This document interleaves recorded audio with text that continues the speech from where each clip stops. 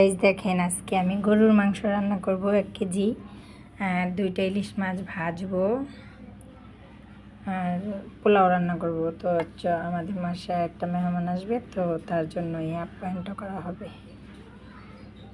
আর শেষ পর্যন্ত দেখতে থাকুন কিভাবে রান্নাটা করি। আসসালামু আলাইকুম। দেখেন এখন আমি মাংসটা রান্না করব। চুলায় তেল দিয়ে দিচ্ছি। আমি কিন্তু মাংসটা আগে একটু মাখিয়ে রাখছিলাম। মাংসটা মাখিয়ে রাখছি, তখন আমার ভিডিও ধরার মতো কেউ ছিল না, তাই আপনাদের দেখাইতে পারি নাই। তো দেখতে থাকুন। আমি এখন পেঁয়াজ দিয়ে দিব এটার ভিতরে।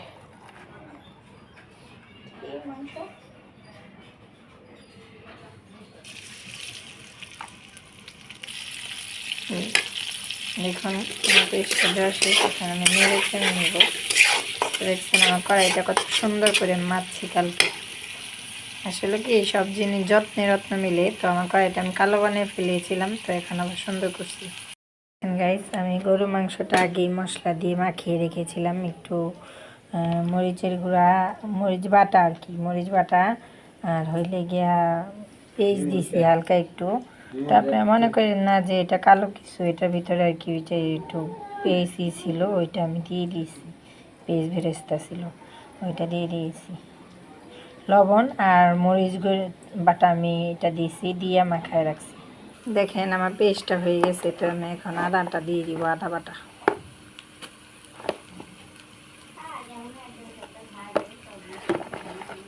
গরুর মাংসের ভিতরে একটু আদা বাটাটা বেশি দিয়ে দিলাম আদা বাটাটা।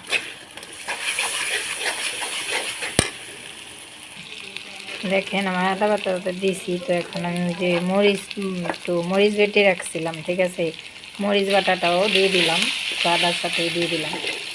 মরিচ আর জিরা আমি দুইটাই একসাথে দিয়েছি, দুইটা একসাথে বাইতে দিছি। তো আমি আরেকটু জিরা দিয়ে দিই, সমস্যা নেই, কারণ এটার মধ্যে হয়তো একটু কম। তো দেখেন এখন আমি একটু মরিচের গুঁড়োটা দিয়ে দিই। মরিচের গুঁড়োটা একটু কমই দিই, কারণ কে কতটুকু ঝাল খায় না আমার আমি তো জানি না। হলুদ একটু দিই, হলুদের গুঁড়োটা। তো স্বাদ মতন একটু লবণ দিয়ে দিই। লবণ যেহেতু আমি মাংসের ভিতরে একটু দিয়েছিলাম, তো জন্য একটু উঠায় রাখলাম, তো পানি দিয়ে পানি অ্যাড করে দিলাম, হতে থাকো।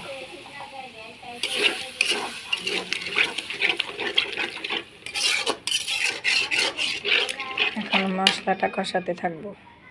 দেখুন এটার ভিতরে আমি আবারও একটু গরুর মশলা অ্যাড করে ফেললাম। তো গরুর মশলাটা অ্যাড করে দিয়েছি। এতক্ষণ আমি দোকান থেকে আনার লোক পাইনি, তো এখন আনছি, তো আবার দিয়ে দিলাম। দেখেন আমার মশলাটা তেল ছেড়ে দিছে। এখন আমি মাংসটা দিয়ে দিব। দেখেন আমি হাত ধুয়ে পানিটা দিয়ে দিয়েছি। তো এই পানি মনে হয় আমার শেষ পানি হবে, আর পানি নাও দিতে পারি। তো 2-3টা কাঁচামরিচ দিয়ে দিব, কারণ যেহেতু আমি অনেক কিলা ঝাল দিয়েছি।